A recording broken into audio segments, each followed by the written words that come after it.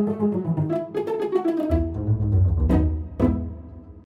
everybody, this is Joel Kennedy with Kennedy Violins. So today's another Suzuki play along, and today we are covering May Song from Suzuki Book 1. So remember, I've had a pretty big Suzuki series. I've covered every song in Suzuki Book 1 through 4, and we're kind of wrapping up. There's only a couple songs left, but if you have any curiosity on a tutorial for any of those songs in Suzuki Book 1 through 4, well, I've made a video about it, so you can check it out. Okay, so let's play the May Song. Okay, so I'm going to just play it through, and then I'm going to play it again with the metronome.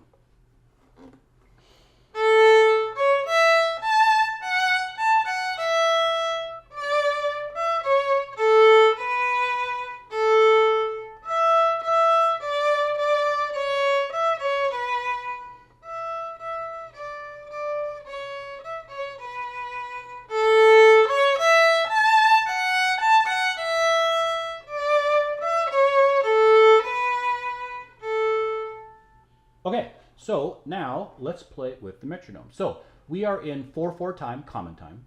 I'm going to put the metronome on 90, right? So these are quarter notes. Da, quarter note, quarter note, quarter note, quarter note, right? So I'll play it all the way through.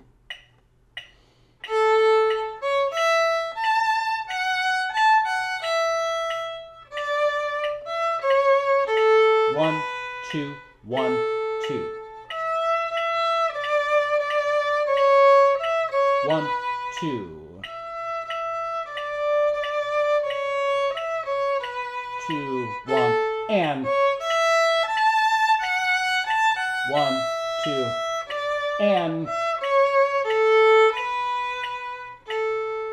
Okay, so let's talk a little bit about some of the details of this song. Okay, so first of all, our key signature is 3 sharps. It's a key of A major. So we have F sharp, C sharp, G sharp, right? So in terms of our finger pattern for those 3 sharps, the only finger that's really affected would be our second finger. So our second finger would be high on all strings. High on the G, high on the D, high on the A, high on the E. Now, for purposes of this song, the only second finger that really affects us is on the A string, right? Because we don't play on the other strings. But that's our C sharp. So high 2 on the A, that's our C sharp. Okay, and of course our time signature, as we mentioned, is common time, right? So that's 4/4. It means a quarter note gets to beat, and we have the equivalent of 4 beats in a measure. Okay, so let's talk about the rhythm a little bit. I just played it with the metronome, obviously, and the rhythm in here is pretty simple. The only complexity, I suppose, would be the dotted quarters that are in here, right? So a dotted quarter is worth a beat and a half, right? So the dot means that you add half of the value of the note before it, right? So the note before it is a quarter note, right? The dot would be half a quarter, so it's a beat and a half because the beat gets a quarter note. All right, so beat and a half, right? So if we're clapping our fingers, right? Remember we have the downbeat, upbeat, right?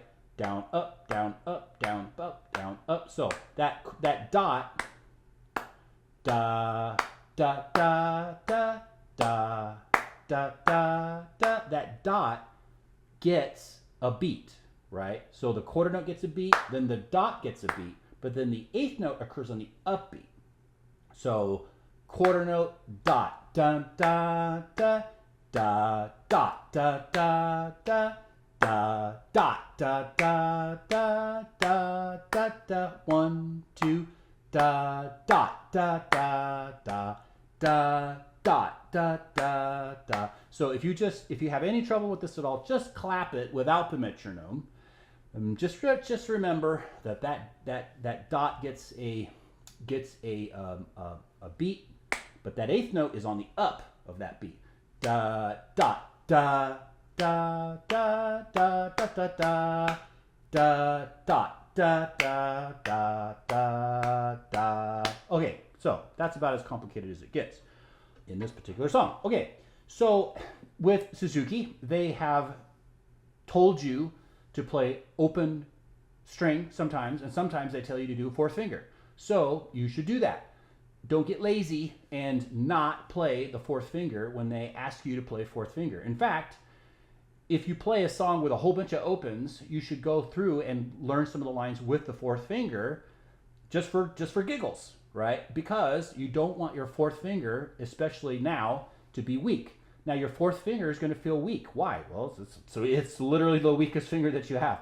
But use the fourth finger as much as you can now, so then later on, when you're playing more complicated pieces and you have to use the four, you're not like, oh no, right? And then you get into vibrato and you're like, oh no, I don't want a vibrato fourth finger because it sucks, right? You want to strengthen your fourth finger now, right? You got to think of the future. Okay, so that's that. One other thing I'll point out is you'll notice sometimes they'll put a number below some notes and they'll put a line. Why do they do that? Well, because they want you to keep that finger down while you play the notes above that line. Why are they doing that? Because they're trying to teach you the distances in your fingers so you can feel it, right? So for example, second measure, right? We have, but they've got that first line, that first finger in a line under the notes of that second measure. So they want you to keep that first finger down.